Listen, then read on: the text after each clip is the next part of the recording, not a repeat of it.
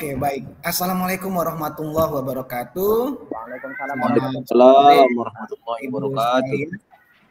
Gimana kabarnya Bapak Ibu sekalian? Sehat? Sehat, Pak. Sehat, Bapak.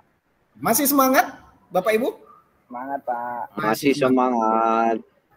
Harapannya masih semangat karena kita hari ini sudah berada di Lokakarya 5. Wah, tak terasa 2 Lokakarya lagi kita akan selesai ini pendidikan guru penggerak dan Bapak Ibu sekalian akan menyandang gelar sebagai guru penggerak.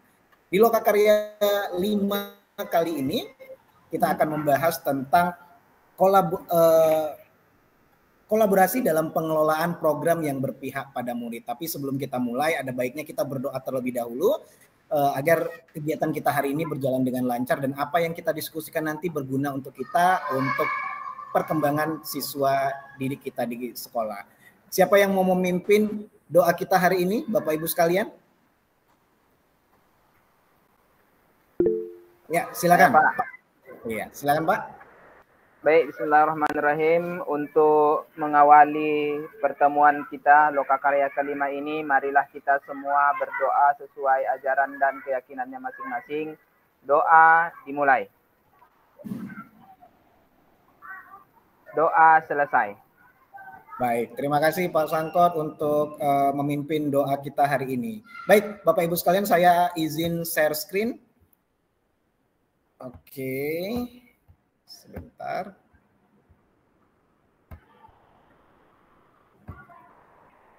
Sudah kelihatan layarnya, Bapak Ibu? Sudah ya? Baik, Lokakarya 5 kita hari ini. Lokakarya 5 kita kali ini, ya seperti saya sampaikan tadi, adalah kolaborasi dalam pengelolaan program yang berpihak pada murid. Nah, Bapak Ibu sekalian, tujuan dari Lokakarya kita adalah bagaimana Bapak Ibu nanti mulai bisa membuat perencanaan program, baik itu dari bagian judul program atau kegiatan, kemudian latar belakang dan tujuan program. Seperti itu. Kemudian, nih Bapak Ibu, ini usulan dari saya sebagai kesepakatan kelas. Yang pertama, kita semuanya diharapkan bisa menyalakan kamera selama pendidikan ini berjalan. Kemudian menonaktifkan mikrofon bagi yang belum dipersilakan untuk berbicara, kemudian hadir seutuhnya, kemudian gunakan fitur raise hand jika ingin berpendapat, dan yang terakhir manfaatkan fitur chat untuk memberikan pendapat. Ada yang mau ditambahkan Bapak Ibu sekalian? Sudah cukup ya? Pas ya, baik. Kita lanjut Bapak Ibu. Nah, sebelum kita mulai kita mau melakukan ice breaking dulu ini. Oke, siapa dari Bapak Ibu sekalian mau memimpin ice breaking kita? Oke, kalau tidak ada boleh dari saya saja. Kita tepuk semangat ya Bapak Ibu sekalian, yang simpel saja untuk memecahkan suasana kita hari ini. Seperti biasa, tepuk semangat gimana? Semangat. Bisa semuanya? Baik, kita mulai ya. Tepuk semangat. Semangat.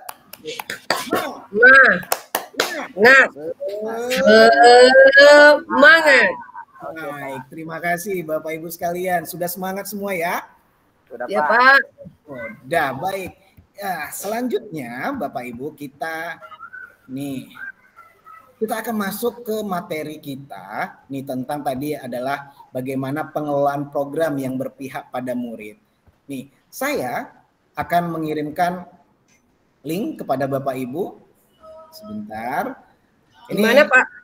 Iya, sebentar di tombol chat.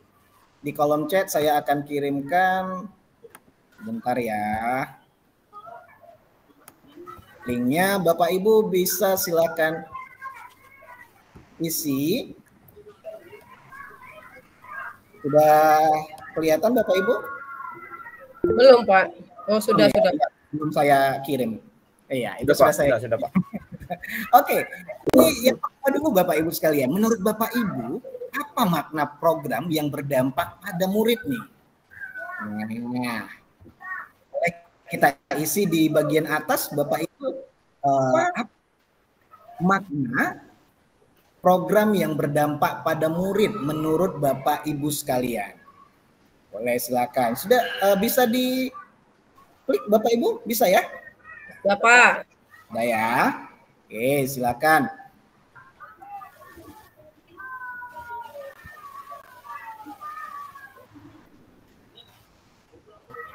Nah, sambil menunggu Bapak Ibu sekalian untuk menuliskan di kolom linonya, ada yang mau menyampaikan pendapatnya secara langsung? Boleh, silakan.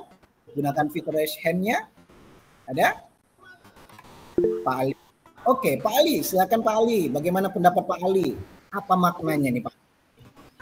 Oke Pak, menurut saya Pak, apa makna dari program yang berdampak pada murid?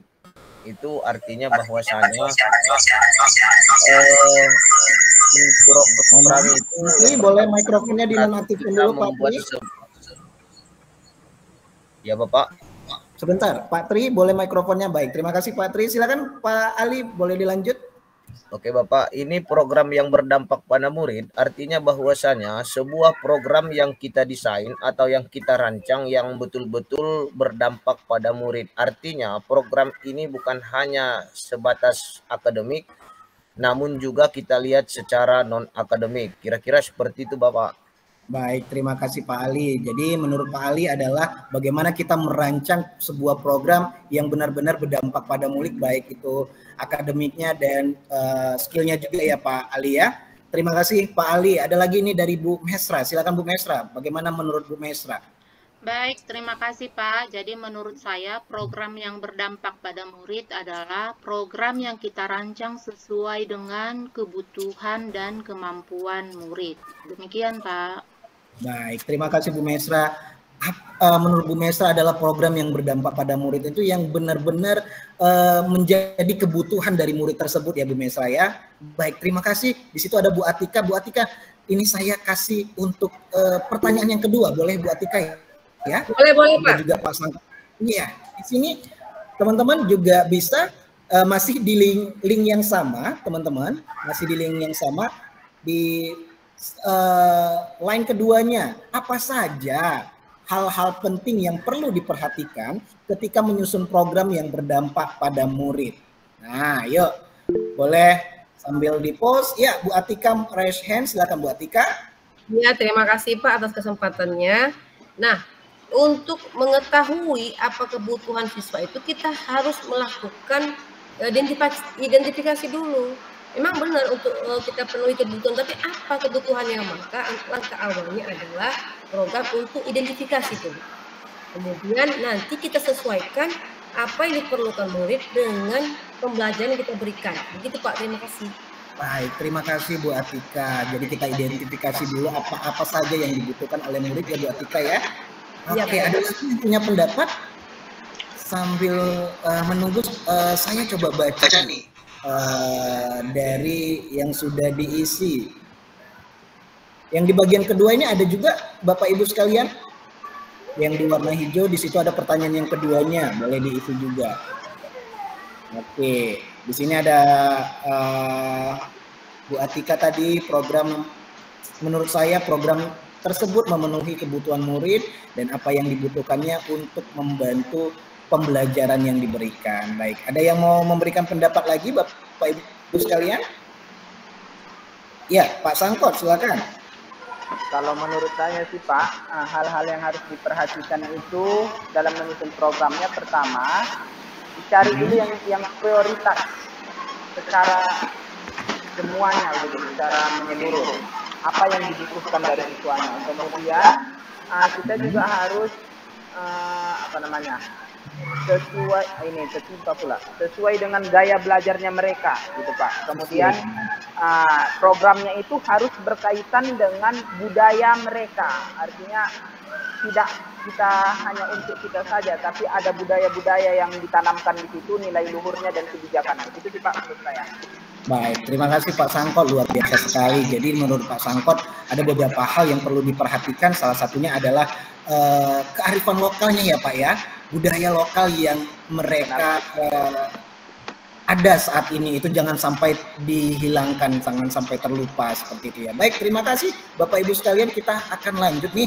Nah, jadi dari pernyataan-pernyataan tadi dari yang disampaikan Bapak Ibu tadi bahwa banyak program-program yang bisa kita bentuk yang berdampak pada murid itu ya, salah satunya adalah pertimbangannya efektivitasnya untuk siswa, tujuannya apa untuk siswa. Nah, untuk yang terakhir Bapak Ibu, di Jamboard, di linoidnya, saya juga buat yang terakhir nih Bapak Ibu, judul program atau kemudian latar belakang dan tujuan program yang Bapak Ibu rencanakan. Kira-kira apa nih yang tujuannya untuk berpihak pada murid. Nah, boleh dituliskan di situ sambil menunggu ada yang mau menyampaikan, kira-kira sudah punya ide tidak